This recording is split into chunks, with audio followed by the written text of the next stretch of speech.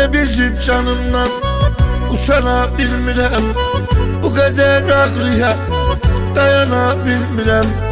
Necə qıydı felek o şirin canına, necə öldür oğul. Ne bizim canımdan usana bilmirəm, bu kadar ağrıya dayana bilmirəm.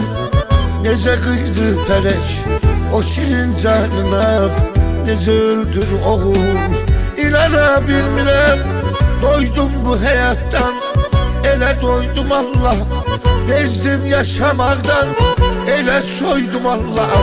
Ne yaşı var idi, ramal mı almışsan onu son menzile. Niye koydum Allah, doydum bu hayattan, ele doydum Allah. Bezdim yaşamaktan, ele soydum Allah. Ne yaşı var idi, ramal mı almışsan onu son menzile. Niye koydum Allah? Her günüm mezaptı, her günüm zulümdü. Ele bir şey kalan otsuz çürümdü. Nice kıydın Allah balamın canına, balamsız her günüm. Her günüm mezaptı, her günüm zulümdü. Ele bir şey kalan otsuz çürümdü. Nice kıydın Allah balamın canına, balamsız her günüm. Her günüm ölümdü, doydum bu hayattan, ele doydum Allah. Bezdim yaşamaktan, ele soydum Allah. Ne yaşı var idi, ramal mı almışsan onu son menzile. Niye koydum Allah, doydum bu hayattan, ele doydum Allah.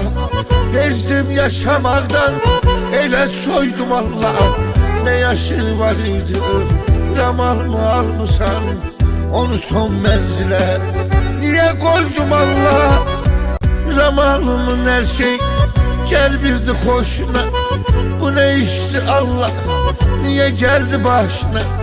Neydi şu yaşı, onun bu yaşında, niye kattın zehir?